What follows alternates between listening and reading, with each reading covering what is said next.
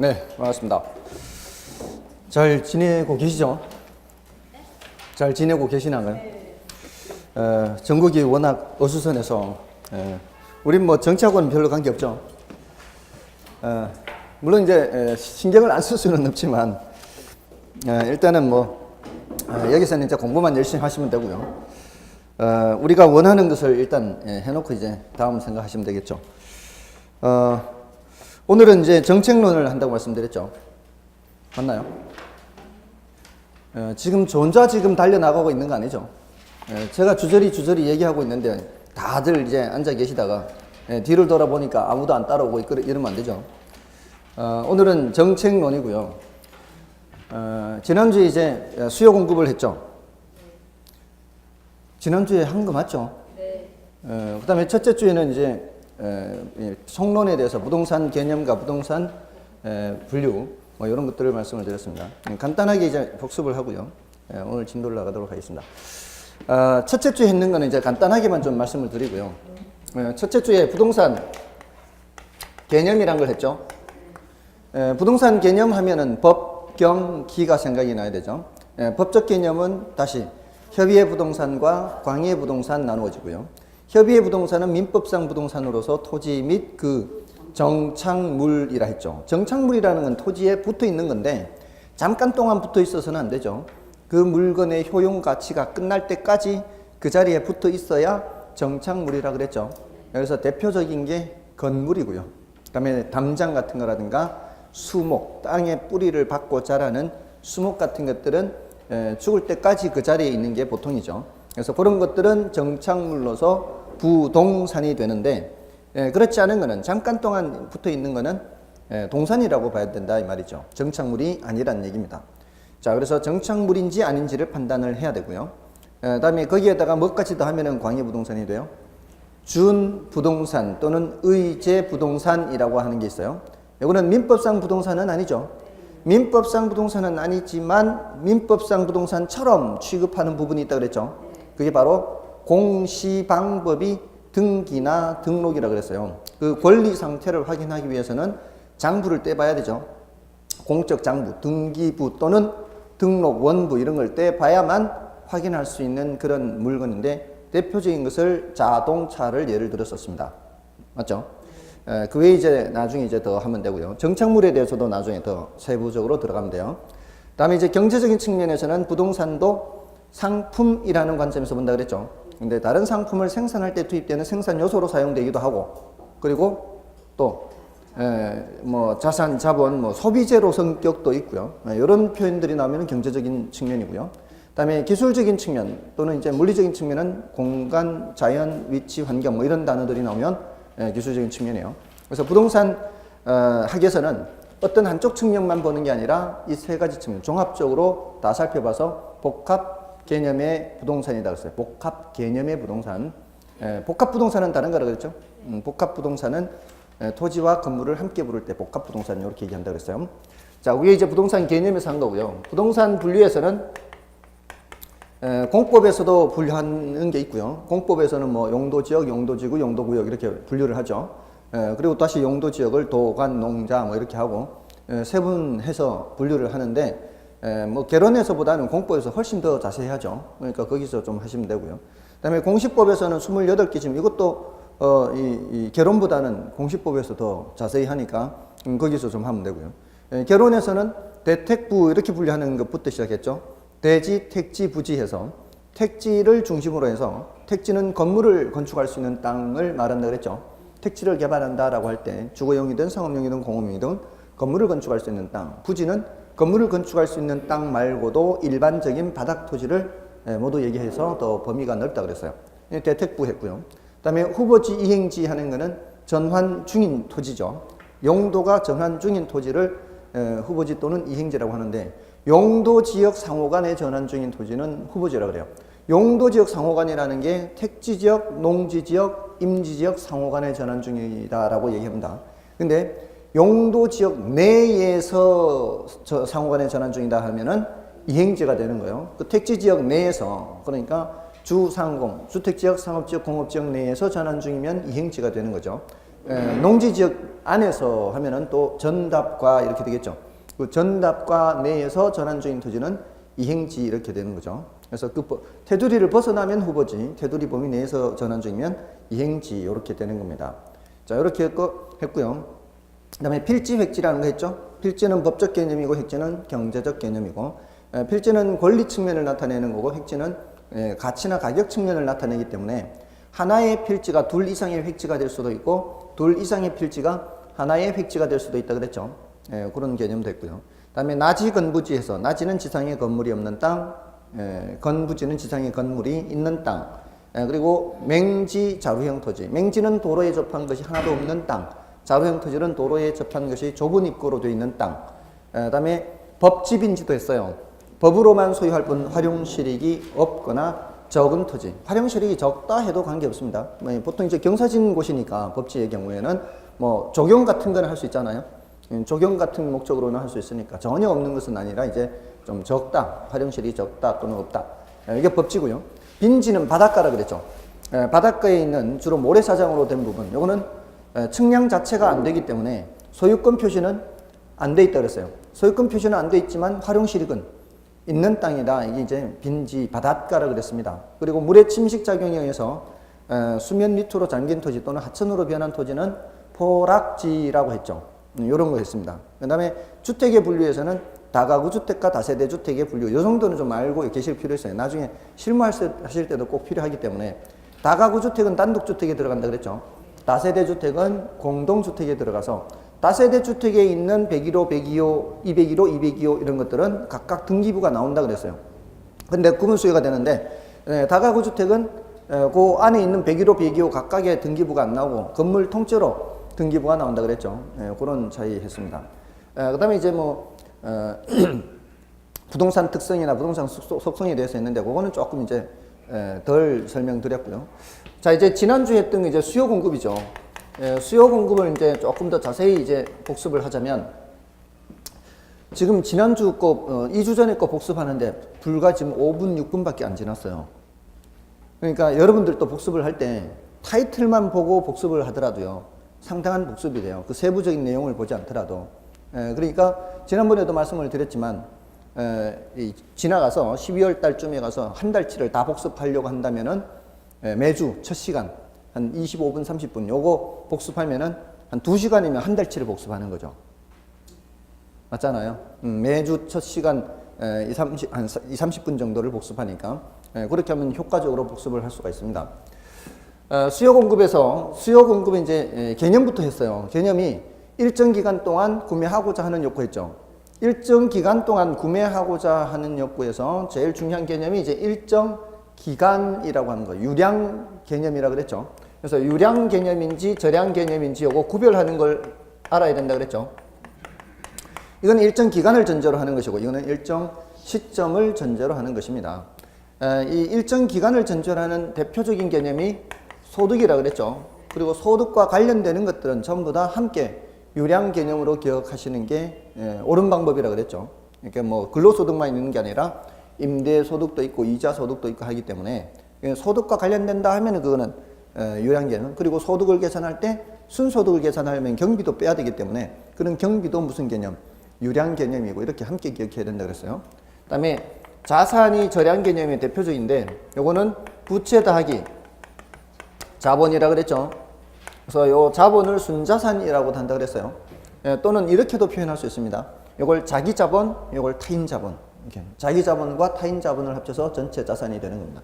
이런 것들은 전부 다 저량 개념이고요. 그 다음에 일정 기간 동안 구매하고자 하는 해서 구매한 걸 측정했어요. 구매하려고 하는 걸 측정했어요. 하고자 하는. 그러니까 사전적 개념이라고 그랬죠. 그게 이제 가격에 영향을 미치기 때문입니다. 그리고 이 유효 수요냐 잠재 수요냐 할 때 유효 수요로 측정하는가요? 잠재 수요까지 측정하는가요? 유효 수요만 측정한다 그랬죠. 돈 들고 들어와야 된다 그랬죠. 시장에 돈 없이 들어오면 안 된다 그랬어요. 다만 이 잠재 수요 이런 얘기를 하는 이유는 구매 의사와 지불 능력이 모두 있어야 유효 수요인데 이 능력에는 뭐도 포함시키기 때문에 대출받는 것도 포함시킨다 그랬죠. 그래서 이 잠재 수요가 경우에 따라 뭐로 바뀔 수도 있다. 유효 수요로 바뀔 수도 있다. 이렇게 말씀을 드렸습니다. 자, 개념에서는 이렇게 했고요. 수요의 크기를 수량으로 나타내는 게 뭐예요? 수요량이고요. 수요의 크기를 수량으로 나타내는 게 수요량이고, 수요량에 영향을 미치는 요인을 수요 결정 요인이라고 그랬어요. 수요 결정 요인. 그래서 수요 결정 요인들이 굉장히 다양하게 있었죠. 그 수요 결정 요인들 중에 가장 중요한 게 뭐예요? 여기 가격이 가장 중요하다 그랬죠. 그 다음에는 소득이 있고요. 그 다음에 관련재 가격 이런 게 있다 그랬어요. 그 외에도 많다 그랬어요. 가족 수, 국가 전체로 봤을 때는 인구, 좋아하는 정도, 기호 등등등 많은데, 이 중에서 제일 중요한 가격과 수요량과의 관계를 그래프로 나타내는 게 뭐고요? 요 관계만 그래프로, 얘네들은 일정하다고 보고 요 둘 관계만 그래프로 나타낸 게 뭐예요? 수요 곡선이죠. 수요 곡선은 형태는 우하향하는 형태고요. 이거는 가격이 하락하면 수요하고자 하는 양이 어떻게 되기 때문에 더 많아지기 때문이죠. 이쪽이 좌우로 나타내는 게 수량인 걸 절대 까먹으면 안 돼요. 이게 이제 상하로 움직이는 건 가격이고 좌우로 움직이는 것은 수량입니다. 그래서 가격이 하락할 때 수량이 이렇게 많아지는 거죠. 그래서 우하향하는 거죠. 자, 여기서 이 점에서 이 점으로 수요하고자 하는 수량이 더 많아지는 게 나타나죠.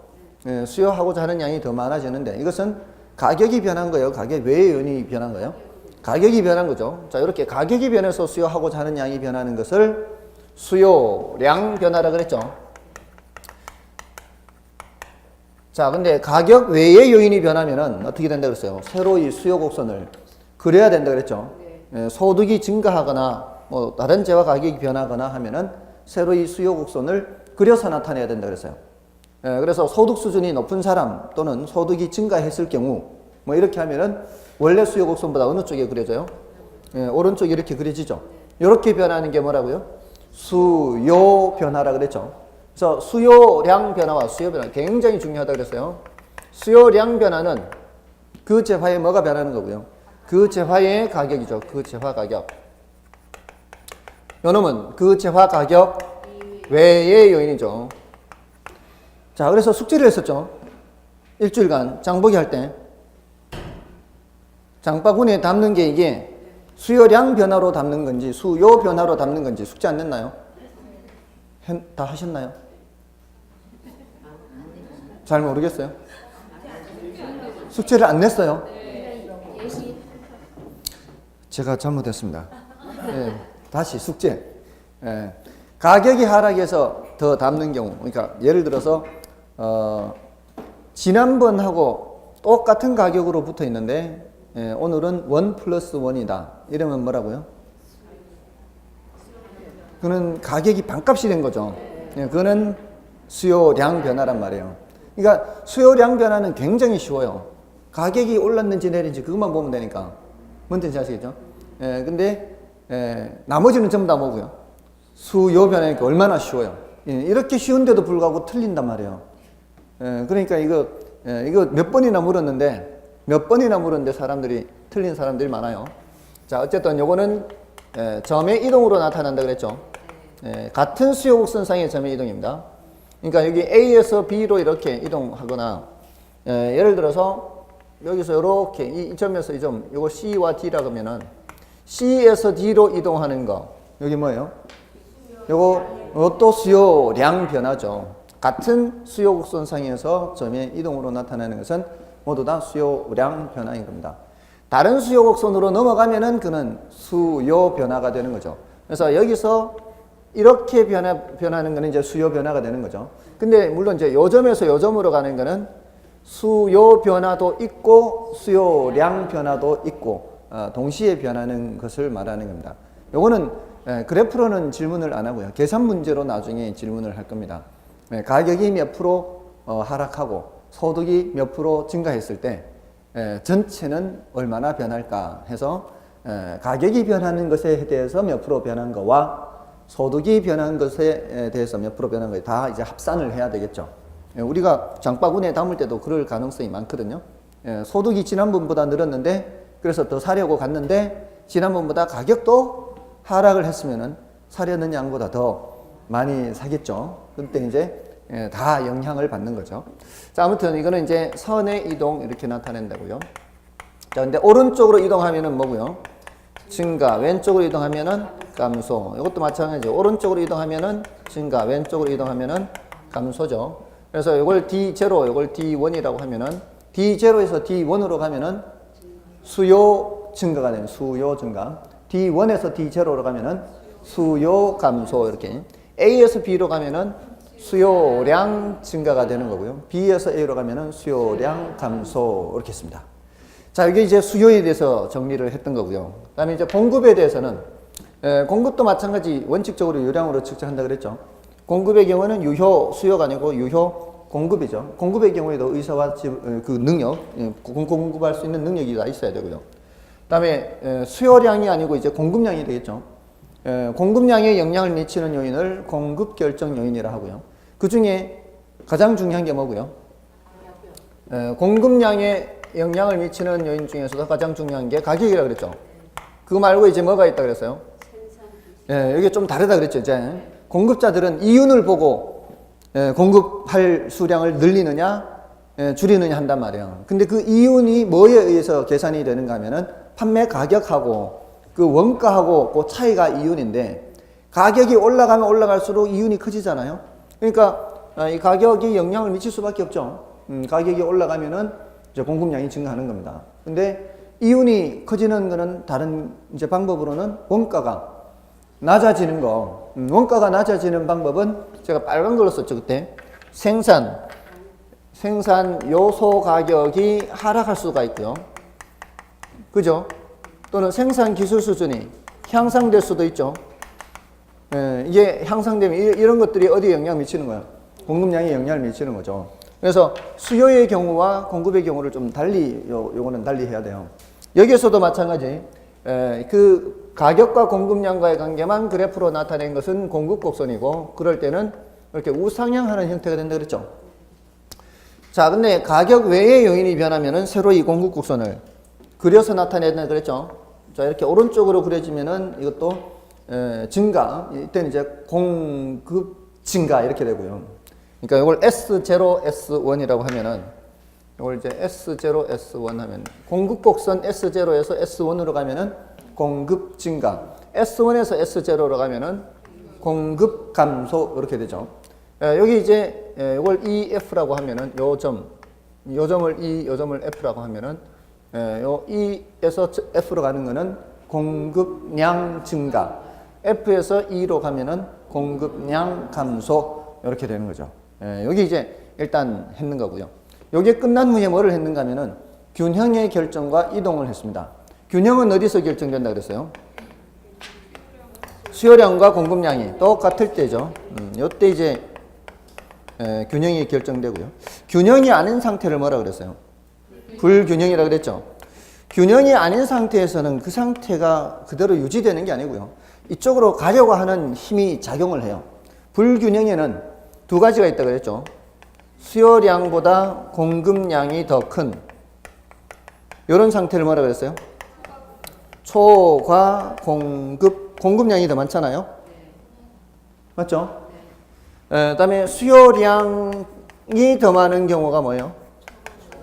초과 수요가 되죠. 초과 수요. 이게 이제 공급량 이렇게요. 자, 사실은 제가 이렇게 아무 생각 없이 이렇게 쓰는 것 같아도요. 여기는 세심한 배려가 들어가 있습니다. 제 왼쪽에 늘 수요가 이렇게 등장한다고 말씀을 드렸죠. 지금까지 계속. 오른쪽이 공급자들이 들어간다 안 그랬어요, 계속. 이 무대 왼쪽 수요자들, 무대 오른쪽이 공급자들, 지난주에 계속 그렇게 했죠. 한 번도 이걸 바꾼 적 없어요. 계속 이쪽은 누가 등장한다 그랬어요? 수요자들, 이쪽은 공급자들. 그래서 왼쪽에 수요량 쓴 거예요. 오른쪽에 공급량 쓴 거예요. 무대 오른쪽은 공급자, 무대 왼쪽은 수요자, 무대 오른쪽에 공급자들이 더 많죠. 이런 세심한 걸 알란가 모르겠어요. 얘기하니까 알지, 안 그러면 몰랐을 거 아니에요. 아무 생각 없이 썼는 줄 알죠. 다 이유가 있어요, 이렇게. 다음에 지금 이거를 그래프로 나타내면은 이 위는 뭐가 나타나는 거예요? 이게 공급량이잖아요. 이게 수요량이잖아요. 뭐가 더 많아요? 무대 오른쪽이 더 많은 거죠. 그럼 뭐예요? 초과 공급이죠. 왜 이걸 위에 쓰고 이걸 밑에 썼을까요? 예, 위가 초과 공급이고 아래가 초과 수요라서 그래요. 다 이유가 있는 거예요. 그죠? 예, 아무 생각 없이 이렇게 쓴 게 아니라, 예, 그래도 조금이라도 더 매치를 좀 쉽게 하려고, 예, 위는 뭐가 발생하는 거고요? 초과 공급이 발생해서 이때는 가격이 어떻게 된다 그랬어요? 가격이, 이게 균형이니까 가격이 내려가는 거죠. 예, 가격이 내려가면서 무대 오른쪽에 있던 공급량, 공급하려고 하는 사람은 일부는 빠져나가면서 무대 왼쪽에 수요량이 증가하면서 같아진다는 거예요. 이렇게. 그게 이렇게 되는 거죠. 무대 왼쪽은 점점 수요량이 증가하는 거죠. 무대 오른쪽은 공급량이 점점 감소하는 거죠. 맞잖아요. 네. 그러면서 초과 공급이 점점 줄잖아요. 근데 이 밑에서는 초과 수요죠. 네. 초과 수요일 때는 이게 수요량이 더 많아요. 이게 공급량이니까. 그럼 가격이 올라가는 거죠. 가격이 올라가면서 수요하려던 양 중에 일부는 빠져나가는 거고, 공급하고자 하던 그 사람보다 더 많은 사람들이 이제 밖에 있던 사람이 들어오는 거죠. 이게 늘어나는 거죠. 그러면서 같아지게 되는 거죠. 맞나요? 그 같아지게 된 게 이 균형점이란 말이에요. 균형점. 맞죠? 예, 요 상태의 거래량을 균형 거래량 또는 균형량이라 하고, 요 상태의 가격을 균형 가격이라고 하고요. 됐습니까? 예, 그렇게 해서 이제 균형으로 가는 겁니다. 예, 결국 이제 이쪽으로 가면은 멈춤이 되는 거죠. 안정을 찾았으니까 움직임이 없습니다. 가격이 더 이상 변하지 않습니다. 근데 이렇게 결정된 균형이 이동한다 그랬죠. 결정된 균형이 이동한다는 것은 이 교차점이 변하는 거예요. 교차점이 변하기 위해서는 뭔가가 변해야 되죠.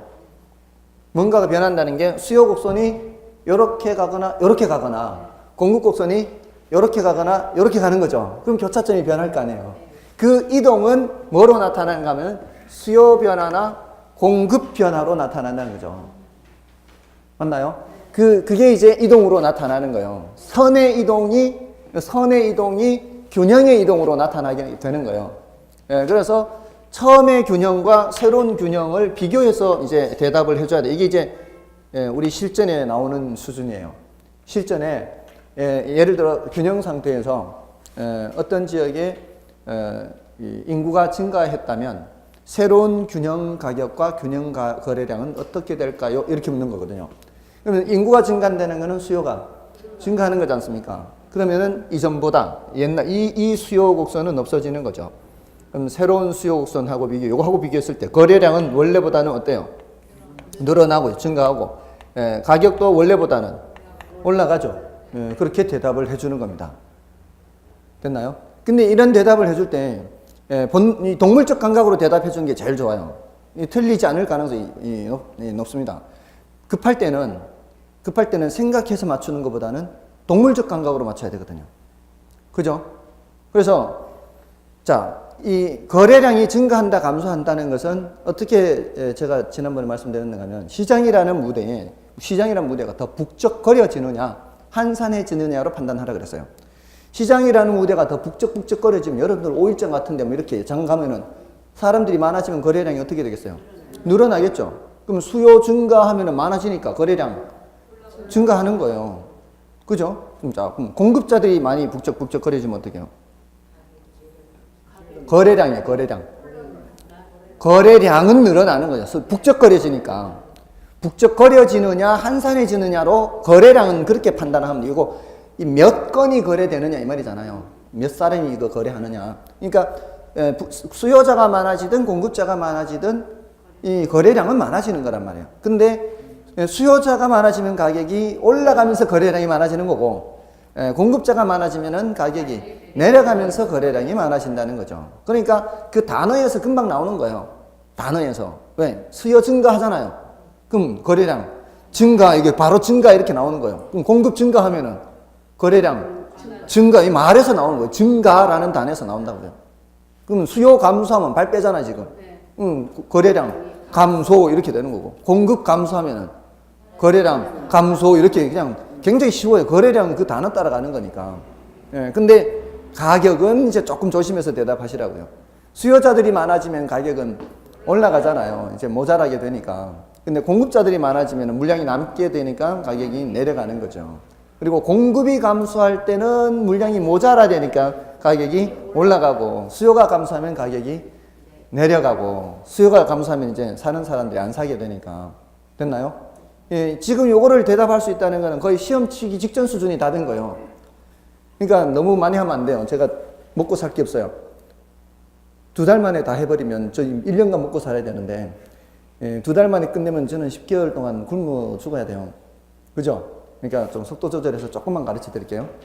예, 너무 많이 알면 안 돼요. 자, 굉장히 많이 안 거예요. 지금 이걸 알게 됐다는 거는. 예, 이건 이제 더 연습을 해 보시고요. 그래프로 하는 방법도 있고, 방금 이제 말로 하는 방법도 있고요. 예, 이 다양한 방법이 있으니까, 예, 이렇게 이제 균형의 이동도 했고요. 그 다음에 이제 탄력성이라는 거에 대해서 했어요. 이 탄력성은 개념을 절대 까먹으면 안 돼요. 탄력성은 뭐라 그랬어요? 수량 변화의 크기라 그랬죠. 이걸 절대 까먹으면 안 돼요. 이걸 살펴보는 거예요. 수량이 많이 변하느냐, 적게 변하느냐. 이걸 절대 까먹으면 안 돼요. 수량이 많이 변하는 재화냐, 적게 변하는 재화냐.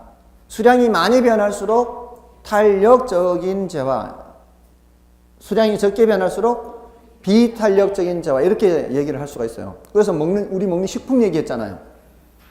우리가 먹는 식품은 가격이 5,000원 하던 밥 한 그릇이 10,000원으로 올라가면은 쫄쫄 굶나요? 어느 정도는 먹어야 되겠죠? 그러면 5,000원 하던 게 2,500원으로 반값 하면 2끼, 3끼 먹나요? 그렇지 않잖아요. 그래봐야 조금 더 먹을 수 있겠죠. 근데 5,000원 하던 액세서리가 10,000원 하면은, 안 사면 그만이죠, 그거는. 수량을 크게 줄일 수가 있죠. 또 5,000원 하던 액세서리가 2,500원 하면은 뭐 2개도 살 수도 있을 거 아니에요. 예, 밥은 두 끼니 한 번에 두 그릇 못 먹어도, 이 액세서리는 한 번에 2개 살 수 있잖아요. 결국은 수량을 줄이든 수량을 늘리든 누가 더 적게 변하고, 우리가 먹는 식품은 더 적게 변하고, 액세서리 이런 것들은 더 크게 변하는 수량 변화가. 그럼 어떤 게 더 큰 재화라고요? 수량 변화가? 사치제 같은 거, 이런 것들은 수량 변화가 큰 재화, 탄력적인 재화예요. 그러면 우리가 먹는 식품 필수제 같은 것들은 비탄력적인 재화예요. 왜 이 탄력성을 공부하는 이유가 바로 이 탄력적인 정도에 따라 정부의 정책이 달라지기 때문에 그래요. 대부분의 나라는 비탄력적인 재화에 집중하고 있어요. 정책이. 이게 민생고하고 관계가 되기 때문에 탄력성이 적은 재화에 정부 정책이 집중되어 있습니다. 이거 잘못하면 정권 바뀌는 거예요. 정부에서는 항상 이거를 관심을 갖습니다. 이걸 이 국가가 국민을 위해서 제일 먼저 해야 되는 게 뭔지 아십니까? 제일 먼저 우선적으로 해야 되는 게 먹는 거예요, 먹는 거. 먹는 게 보장이 돼야 돼요. 먹고 살아야 되니까. 맞잖아요. 그 다음이 뭔지 아십니까? 먹는 게 해결이 되면 그 다음이 뭔지 아십니까? 그래서 지금 정치적으로도 논란이 많지만 박정희에 대한 평가가 어른들한테는 굉장히 좋은 이유가 뭐겠습니까? 그때 먹고 살기 힘든 시절에 먹고 살게 해줬다 이거거든요. 저희 아버지도 그러십니다. 창자에 아무것도 들어가지 않아 봐라. 창자가 비어 있으면 그게 어떻게 되는가? 이게 가장 중요한 게 먹고 사는 거. 그 다음이 뭔지 아십니까? 그 다음이 국방입니다. 안전. 먹고 살기 힘든 상황에서는 지금 굶어 죽는 게 우선인데 지금 안전이고 뭐가 없죠. 눈에 비이는 게 없습니다. 이제 배가 좀 창자에 뭐가 좀 차야 이제 뭐 누가 날 해코지 할까 이렇게 좀 안전에 대해서 신경을 쓰는 거죠. 그 다음이 뭔지 아십니까? 안전까지 이제 이 보장이 되면 먹는 거 됐고 안전하고 그 다음에는 뭘 해줘야 될까요? 국민한테 재미나게 해줘야 돼요. 재미나게. 그러면은 불만이 없어요. 그래서 전두환 정권 때 3S 정책이라 그랬죠. 스크린, 스포츠, 섹스 이 세 가지. 예. 그러니까 그 당시 전두환 정권 당시에는 우리나라가 경제 성장이 많이 올라가는 상황이라 먹는 거 이제 괜찮았어요. 예, 뭐 국방도 그 정도면 괜찮아요. 그러니까 이제 재미나게 해줘야 될 거 아니에요. 근데 그게 다 옛날에 그 제국들도 그랬어요. 로마 제국이 있지 않습니까? 로마 제국 2000년도 더 된 그 당시에 상비군이라는 그 군대를 보유하고 있는 나라는 거의 유일했을 겁니다. 그 당시에. 상비군이 뭐예요? 상비군. 직업군인이 있다는 얘기. 직업군인이. 옛날에는요. 직업 군인이 다른 나라에는 없었습니다. 평소에는 뭐 합니까? 평소에는 농사 짓는 거예요. 농사 짓다가 또는 가축 기르다가 전쟁 났다 그러면 이제 모여라 해서 이렇게 하는 거예요. 그러니까 오합지졸이죠, 오합지졸. 근데 로마 군대는 늘 군인을 훈련시킵니다. 몇 군단 해서 늘 훈련을 시키니까 이런 군대하고 저 다른 군대하고 싸우면 누가 이기겠습니까? 당연히 로마 군대가 이기는 거죠. 그래서 로마 영역을 넓히면서 그 식민지에서 식량이 들어오지 않습니까? 그 식민지에서 식량이 들어오니까 로마 시민들은 굶어 죽지 않는 거죠. 로마 시민은 안 굶어 죽습니다. 그리고 국방이 튼튼하지 않습니까? 그리고 국방이 튼튼한 게 얘네들은 이제 상비군이 있고 그 바깥에 그 적들이 뭐 좀 이상한 움직임이 보이면 딱 보이거든요. 평소에 농사 짓던 애들이 갑자기 막 모이고 하는 게 보이잖아요. 그러면은 그게 포착이 된단 말이야. 그러면 그거를 빨리 어디로 보내요? 이 로마 교황한테, 로마 황제한테 바로 보내요. 그럼 보내려면은 빨리 신속하게 움직일 수 있는 뭐가 있어야 돼요? 길이 있어야 되죠. 그래서 모든 길은 로마로 통하는 거예요. 식민지에서 로마로 통하는 그 당시에 걔네들이 길을 어떻게 만들었는가 하면 놀랍습니다. 그 당시에 걔네들이 차도가 있고 인도가 있었습니다. 그 당시에. 이 마차나 말이 달리면 사람들이 앞에 걸어가면 걸리적거리죠. 그러니까 차도를 만들고요. 인도를 따로 만들었습니다. 빨리 갈 수 있게끔. 그 당시에 걔네들이 길을 그렇게 만들었어요. 그래서 제일 먼저 정복하면은 정복지에서 로마로 가는 길을 만드는 게 제일 먼저 하는 거예요. 근데 재미있는 거는 그 길을 누가 만드는지 아십니까? 그 길을 원로원 의원이나 황제의 개인 돈으로 만듭니다. 국가 돈으로 하는 게 아니라 그 부자인 원로원 부자들 있잖아요. 부자들이 자기 돈으로 만들어요. 그러면서 그 길 이름에 자기 이름을 붙입니다. 누구 길이다 이렇게. 그게 바로 노블리스 오블리제라는 거예요. 상류층의 어떤 도덕적 의무를 말하는 거예요. 그리고 이제 안전하잖아요. 안전하고 식량도 다 되잖아요. 그 다음에는 뭘 해줘야 된다고요? 재미나게 해줘야 되죠. 그러니까 뭘 만들어요? 극장 만들어요. 극장 만들고 그 콜로세움인가 뭐 해가지고 검투사해서 재미나게 해주는 거죠. 그 밑에 노예들은 죽을지라도 시민들은 재미나게 해주는 거예요. 이 로마가 그렇게 한 거거든요. 아무튼 이 역사에서 배울 게 많습니다. 그 상류 계급이 그만한 지위를 누리지만 그만한 의무를 다하는 거죠. 그 극장이나 목욕탕 이런 것도 그 원로원 계급의 개인 돈으로 다 해줍니다. 개인 돈으로. 그래서 그 사람 이름을 붙여요. 누구 목욕탕, 누구 극장 이렇게. 그게 이제 이 노블리스 오블리제라는 겁니다. 아무튼 이 정부 정책은 이 비탄력적인 자와 이 필수제에 집중돼 있어요. 그래서 몇 년 전에 그 아랍의 봄이라고 해서 이집트, 리비아 막 정권 다 무너졌죠. 그게 출발이 다 식량 때문에 출발됐습니다. 식량 가격이 너무 올라갔거든요. 근데 그때 이제 밀작황이 안 좋았어요. 세계적으로. 밀작황이 안 좋아서 이제 밀 가격이 폭등을 한 거죠. 수출 금지를 한 거예요. 밀 생산하는 나라에서 수출 금지. 자, 근데 쿠웨이트나 사우디아라비아 얘네들은 사막지대인 나라라도 부자 나라죠. 석유가 많이 나니까. 부자 나라들은 올라도 관계없어요. 수도입해서 국민들 다 먹이 살릴 수 있어요. 근데 이집트, 리비아 이런 데는 이 석유가 많이 나는 건 아니란 말이에요. 가난한 나라들이란 말이에요. 그러니까 밀 가격이 이제 폭등을 한 거죠. 그러니까 이제 처음에 조그만 시위에서 시작해서 이제 폭동으로 번지고 정권까지 무너지고 대통령 죽고 이게 바로 거기는 대통령을 바로 쏴 죽여버렸어요. 찾은 놈이 대통령을 잡은 놈이 누군지는 모르겠는데 저도 기억이 안 나는데 뭐 재판도 없어요. 바로 그냥 죽였어요. 가다피인가 뭐 있잖아요. 아무튼 이 탄력성을 공부하는 이유가 바로 이 비탄력적인 자와 탄력성이냐, 이 탄력적인 비탄력적이냐에 따라 정부 정책이 달라지고 기업들의 정책도 달라지고 하기 때문에 그렇습니다. 자, 아무튼 이거는 절대 이걸 잊지 말아야 돼요. 수량 변화가 큰 재화냐, 적은 재화냐, 이런 식으로 또 상황이 수량을 크게 변화시킬 수 있는 상황이냐, 수량을 크게 변화시킬 수 없는 상황이냐, 이렇게도 기억을 하셔도 돼요. 예를 들어서 제가 원룸주택을 갖고 있어요. 10칸짜리. 원룸주택을 갖고 있는데 지금 여기 사람들이 다 차 있어요. 10칸이. 근데 제가 이제 세를 올리겠다 라고 했을 때 옆에 빈집들이 많으면 이 사람들이 제 원룸 주택에 대한 수요량을 줄일 수 있을까요, 없을까요? 줄일 수 있죠. 다른 빈집이 있으면 수량 변화를 시킬 수가 있죠.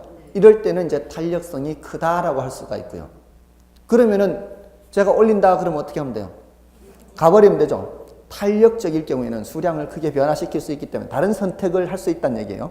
근데 주변에 빈집들이 없어요.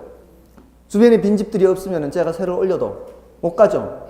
못 가면 수량을 줄일 수가 없죠. 그냥 살 수밖에 없잖아요. 이런 상황은 어떤 상황이라고 볼 수 있어요? 비탄력적인 상황이다. 이렇게 얘기를 할 수 있어요. 그러니까 탄력성을 얘기할 때는 그 수량을 줄이고 다른 데로 갈 수 있느냐 없느냐. 예, 이걸 늘 생각하면 돼요. 수량 변화를 크게 할 수 있느냐 없느냐.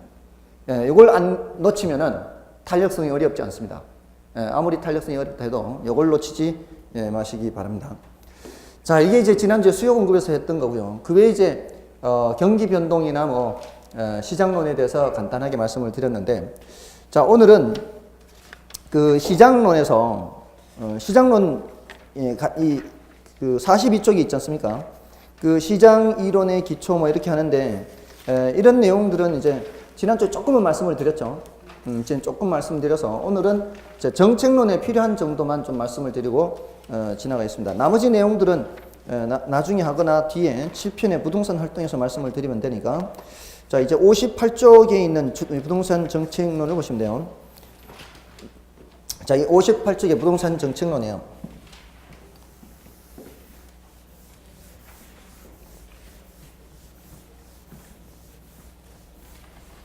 자, 정책론은 이제 크게 두 단원으로 나눠지는데 부동산 문제라는 단원이 있고요. 다음에 이제 부동산 정책이라는 단원이 있어요. 근데 부동산 문제는 10분의 1이에요. 10년에 한 번 출제되는 정도예요. 그러니까 가볍게 읽어주시면 되는 거고요. 여기서 이제 4문제에서 5문제가 출제됩니다. 그래서 여기에 대해서 해야 돼요. 근데 이제 부동산 정책이 이제 크게 세 파트로 나눠지는데 하나는 이제 정부의 시장 개입이에요. 시장 개입. 개입이 시장에 개입하는 거예요. 정책이라는 게 정부가 하는 거지 않습니까? 정책이라는 게 정부가 하는 거고 정부가 한다는 게 시장에 개입한다는 거예요. 요 주제가 하나가 있고요. 또 하나는 이제 토지 시장에 개입하면 토지 정책, 주택 시장에 개입하면 주택 정책 이렇게 돼요. 그게 이렇게 나눠집니다. 요게 이제 별표 한 개라면 여기 한 2개 정도. 이게 더 중요해요. 그 다음에 이게 이제 조금 중요도가 더 낮은 편이고요. 근데 이제 오늘은 여기에 대해서 좀 더 자세히 말씀을 드릴 거예요. 다른 것들은 구체적으로 어떤 정책들이 있는지 요 몇 개씩 있거든요. 소개를 해드리는 정도로 하고요. 오늘은 이제 정부의 시장 개입에 대해서 더 자세히 말씀을 드려요. 그 정부의 시장 개입은 지금 우리 교재에서는 지금 58쪽, 59쪽, 그 60쪽 상단까지는 요거는 이제 부동산 문제에 해당하는 10분의 1이에요. 그러니까 참고로 가볍게 봐주시면 돼요, 여러분들이. 나중에 이제 이런 부분은 가볍게 또 설명을 드릴 기회는 있어요. 그러니까 수업을 열심히 들어오시면은 반드시 60점 넘고 어쩌면 민법에 보태줄 수 있다고 말씀을 드리는 이유가 한 번 이상은 최소 말씀을 드려요. 어떤 단원이든지 간에. 정말 중요하지 않은 거는 한 번도 정말 말씀드리지 않지만 조금씩은 다 말씀은 드리거든요. 그런 것은 수업을 100% 들어와야만 다 설명을 듣게 돼 있어요. 그래서 결석을 하지 마시라는 말씀 드리는 거예요. 근데 이제 60쪽에 가시면 이제 부동산 정책에 의해서 그 부동산 정책의 정의라고 돼 있죠. 그게 뭐라고 돼 있나요? 부동산 정책이란 부동산 문제를 해결하여 부동산과 인간과의 관계 개선을 목적으로 하는 정부 등의 공적인 노력. 키워드는 공적인 노력이에요. 공적인 노력. 정책은 누가 하는 거다? 정부가 하는 것이기 때문에 뭐라고요? 공적인 노력이에요. 부동산 문제를 해결하려는 공적인 노력이 뭐다? 정책이에요. 자, 그런데 자, 이제 여기서부터 설명드립니다. 정부의 시장 개입.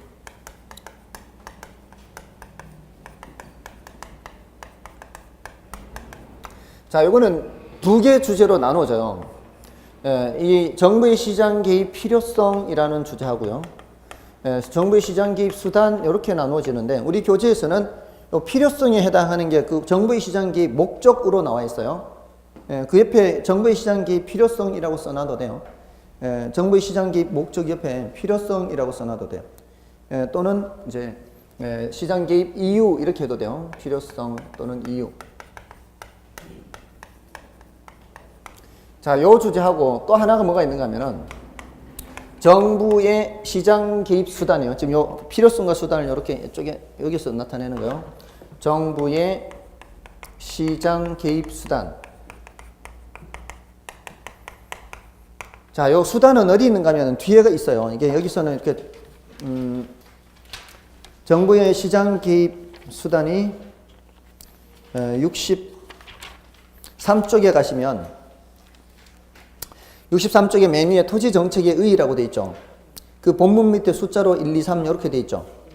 본문 밑에 숫자로 1, 2, 3 이렇게 되어 있는 게 바로 정부의 시장 개입 수단이에요. 수단.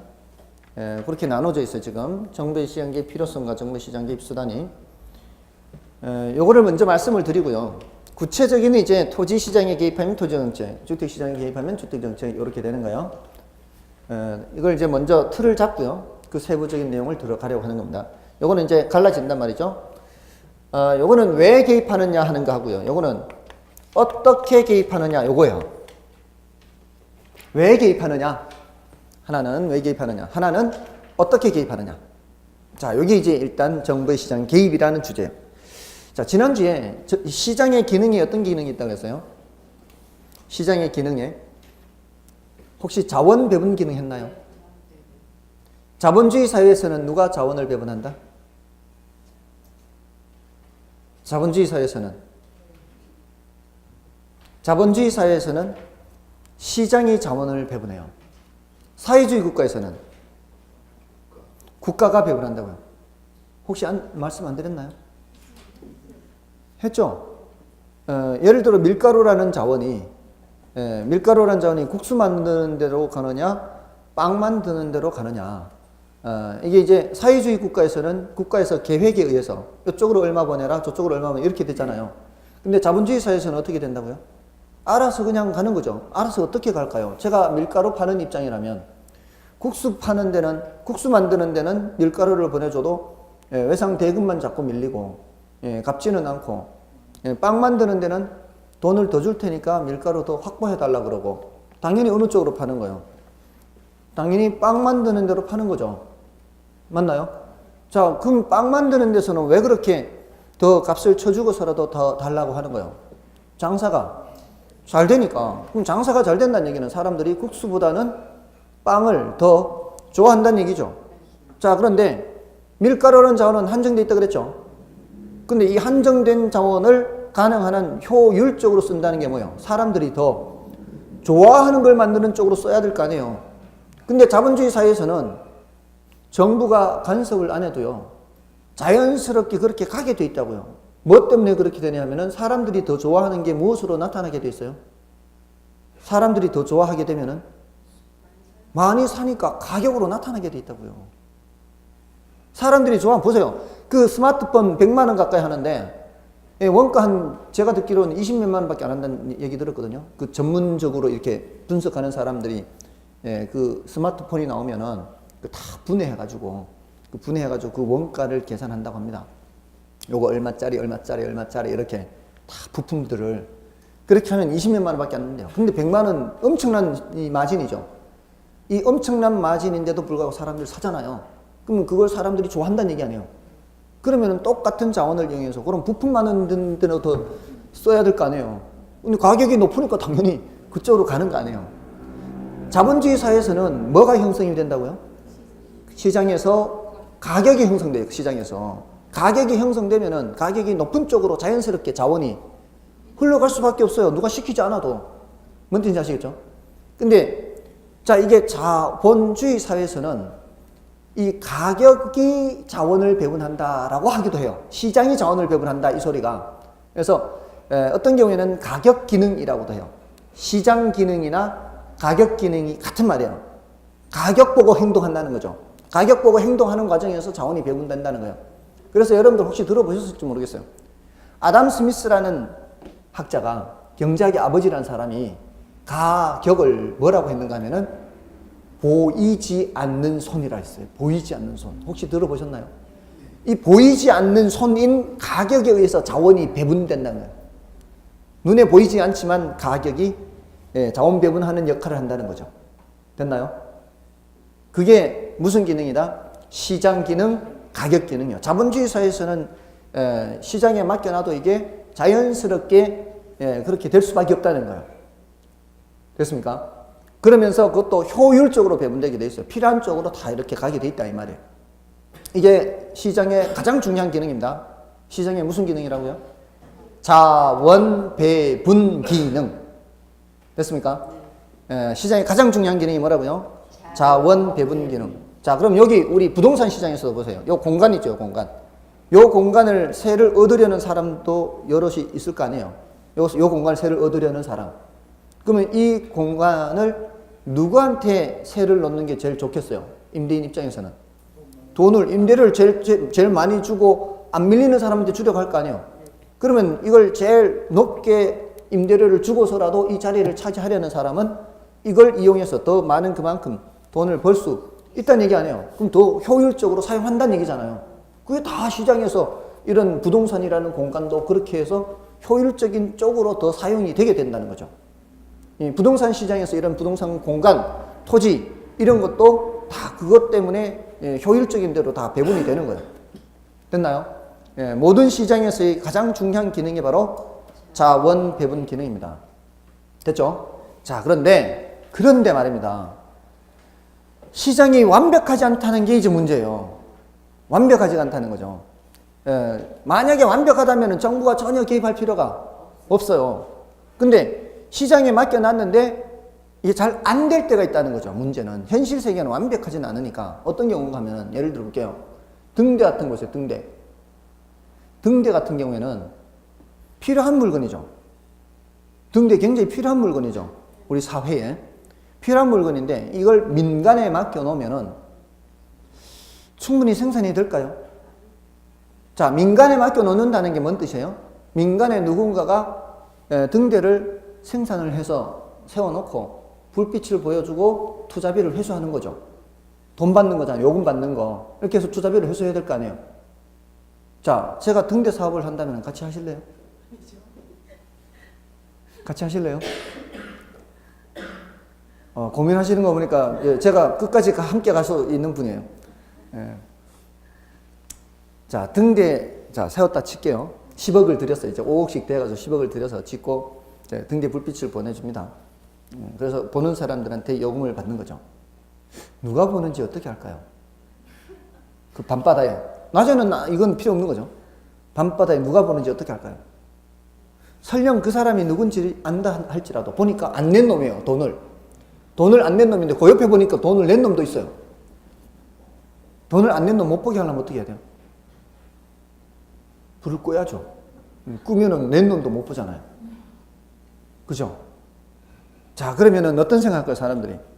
저놈이 냈으니까 저놈 볼 때 같이 꼽사리 껴서 보면 되죠. 맞잖아요. 돈을 안 냈다고 해서 못 보게 할 수 있나요? 없죠. 잘 들으세요. 돈을 내지 않았다 해서, 요금을 지불하지 않았다고 해서 이용하지 못하게 할 수 없죠. 요거를 네 글자로 뭐라고 하는가 하면은 비배제성이라고 해요.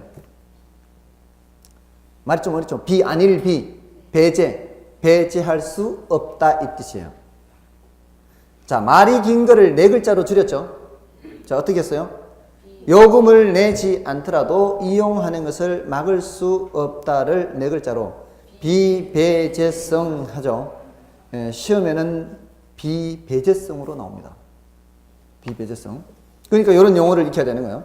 자, 그 비배제성 때문에 굳이 내가 돈을 내지 않고 딴 놈이 냈을 때 옆에 가서 꼽사리 끼고 보면 되죠.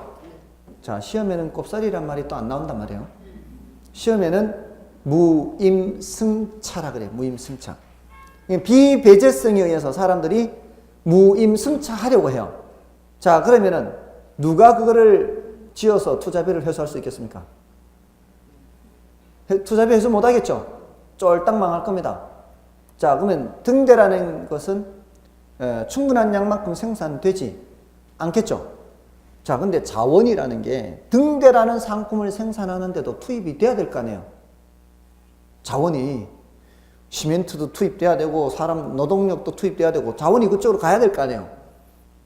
자원이 투입되는지 안 투입되는지는 자원 쫓아다니면서 보는 게 아니고 상품이 생산되는지 안 되는지로 보면 돼요. 맞잖아요. 자원을 이용해서 결국은 뭘 만들 거니까. 자원을 이용해서 결국은 상품을 만들 거니까 상품이 필요한데도 불구하고 안 만들어졌다는 거는 그런 자원이 그쪽으로 안 갔다는 얘기 아니에요. 그런 거는 시장이 지금 못하고 있다는 얘기 아니에요. 시장에 맡겨놨을 때. 그건 누가 해야 된다는 얘기예요? 정부가 해야 된다는 얘기죠. 정부가. 그래서 개입하는 거예요. 그래서 그런 측면에서 개입하는 게 한 가지가 있어요. 끝까지 듣고 정리할게요. 자, 지금 방금 말씀드린 거는 원래는 누가 맡고 있는 기능이에요? 시장이 맡고 있는 기능인데 시장이 그 기능을 제대로 못할 때가 있단 말이에요. 그럴 때는 누가 개입할 수 있다? 정부가 개입할 수가 있다는 거예요. 됐나요? 자, 또 한 가지는 뭔가 하면은 자본주의 사회에서는 민간에서 그러니까 기업들이나 일반 개인들이 빈익빈 부익부 현상을 완화시킬 수 있을까요? 자본주의 사회에서는 민간에서는 빈익빈 부익부 현상을 완화시킬 수가 없죠. 오히려 민간에 내버려 두면 빈익빈 부익부 현상이 더 심해집니다. 이거는 처음서부터 누가 할 수가 없는 거예요. 처음서부터 시장이 할 수가 없는 거예요. 시장과 민간은 같은 단어라고 보시면 돼요. 처음서부터 이런 소득 분배의 불공평 이런 것들은 누가 할 수 없는 거다? 시장이 할 수 없는 거예요. 그러니까 이건 누가 하는 수밖에 없다? 정부가 하는 수밖에 없어요. 요 두 가지. 자, 이제 정부가 왜 개입한다? 하나는 시장이 맡고 있는 기능을 다 못할 때 개입하는 거 한 가지. 또 한 가지는 처음부터 시장이 못하니까 개입하는 거 한 가지. 몇 가지요? 두 가지. 그 두 가지 이유 때문에 정부가 시장에 개입한다고요. 됐나요? 자, 그러면은 그 괄호 1번에 60조의 괄호 1번에 나와 있는 정치적 기능 있죠? 이 정치적 기능은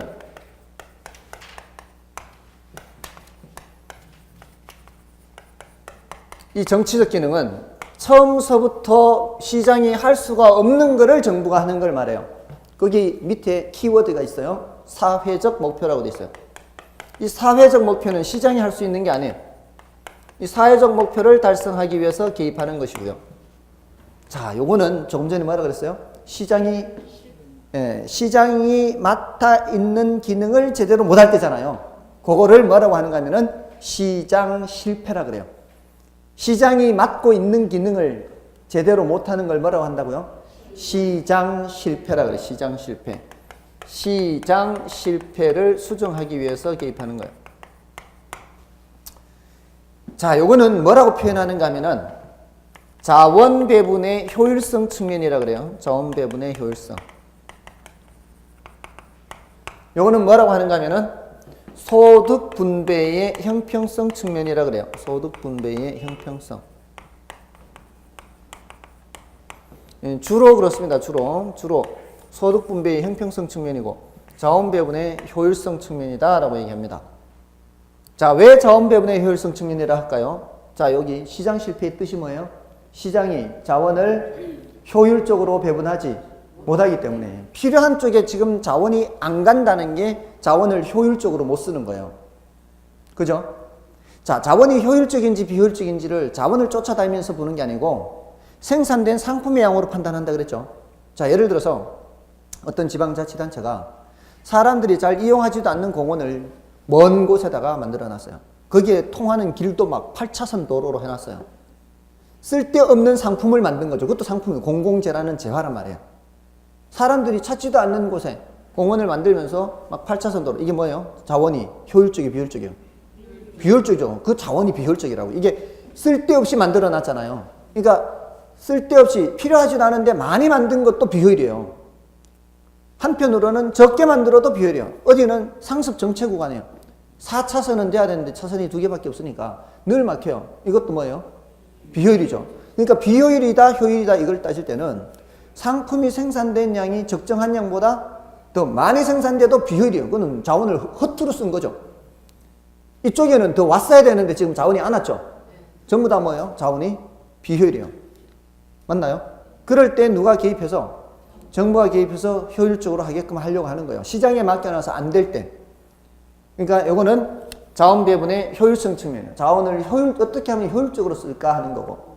요거는 빈익빈 부익부 현상을 완화시키기 위해서 하는 게 이 사회적 목표를 달성하기 위한 거예요. 됐죠? 됐나요? 자, 이게 이유예요, 이유. 자, 근데 요거는 워낙 중요하기 때문에 따로 더 해야 돼, 따로. 요거는 워낙 중요해서, 시장 실패는. 그 다음에 이거 정부의 개입 수단인데, 오늘 복습을 조금 길게 했더니 요거 지금 하고 쉬어야 되는데, 먼저 쉬고 요거 하도록 하겠습니다. 됐죠? 일단은 좀 쉬어야 될 것 같아요. 안 주셔도 됩니다.